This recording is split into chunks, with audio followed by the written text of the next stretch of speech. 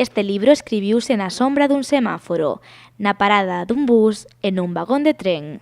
Algúns relatos ao abrir o ollo bo, sentado na cama, mentres o outro seguía o seu, rezongón e preguiceiro.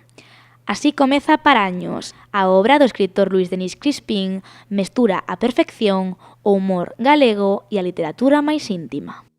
É unha especie de pequena enciclopedia de literatura. En el hai un pouco de todo. E cando digo hai un pouco de todo, hai prosa que roza, non roza, prosa auténticamente poética, e hai outros relatos que son relatos con certa profundidade, pero relatos con moito sentido do humor. O que se buscou é emocionar. De alguma maneira se ríe ou se chora de emoción, ou se non se chora, por lo menos se motiva un. E, bueno, a grandes rasgos son 526 relatos que teñen a ventaxa ou a particularidade de que se poden ler de maneira totalmente por onde queiras empezar, tanto da que empeces por atrás como por diante, se non che gusta pasas ao outro. Paraños, que se presentará mañá en Pontevedra, vai xa pola súa cuarta edición, algo que demostra a gran acollida do público. Este libro é moi agradecido para as persoas que ademais se veñen de moitas lecturas e queren algo máis. Queren algo máis no sentido de que o lenguaje sea un pouco máis elaborado. Este libro non se elaborou no sentido de facer correccións, é un libro moi auténtico, tal como naceu non se corrigiu nada.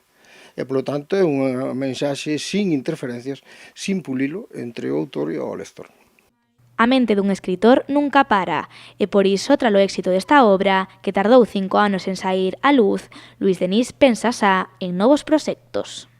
Pois isto é unha novela histórica, o que pasa que isto non quero adelantar moito porque eu son moi veleta, empezo con unha cousa e termino, vai a saber ti por onde vou a terminar, pero sí.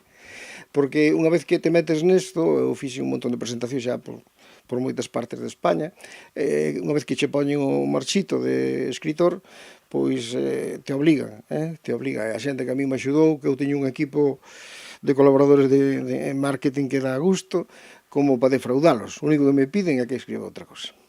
Pero antes de continuar escribindo, Luís Denis ten mañá unha cita en Pontevedra para presentar os 526 microrelatos que compoñen Paraños. Será ás 8 da tarde na Libraría Paz.